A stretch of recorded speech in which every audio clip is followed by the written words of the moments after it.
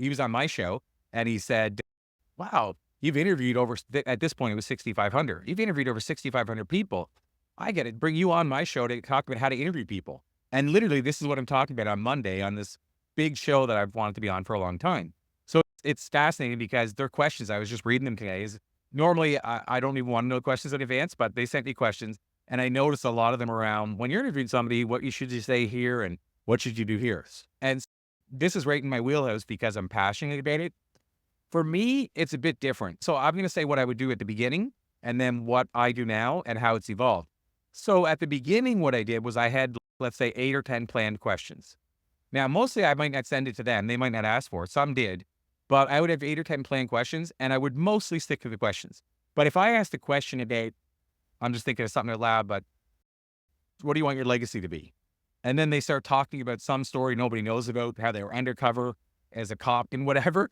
Then I'm not going to ignore that question and just stay with my 10. So that's how I did it at first. I had a plan. And because I had a plan, I felt comfortable deviating from the plan. So what I'm saying is I originally had planned questions, and that's what I needed to do when I first started. But I also, what made me somewhat maybe unique and does, is I have a stand-up comedy background. So I did have a bit of a comfort. I'd been used to going in front of an audience and bombing, meaning like telling a joke nobody laughed to and standing in front of that audience, not knowing what to do next, and being heckled by an audience. I've had that too. So for me, doing the interviews, it was slightly easier because I was okay with thinking on my feet because I had to do it in stand-up. But even then, I started with written questions.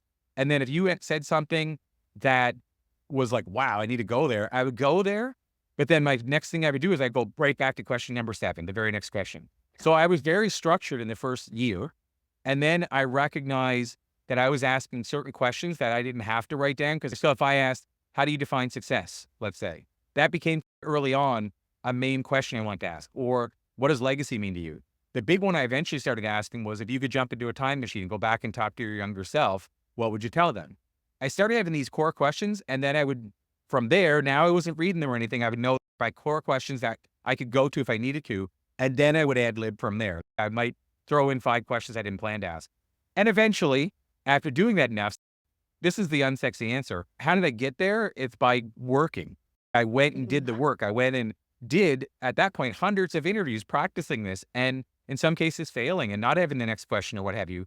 It was really a work in progress. I put in, they say the 10,000 hour rule. I've literally put in more than 10,000 hours being able to do that. And so the difference now is, instead of me planning, what do I want to ask next? The only question I know that I'm usually going to ask is the time machine one. And sometimes I ask a passenger question on a plane relating to the book. Beyond that, I'm going to go wherever it takes me.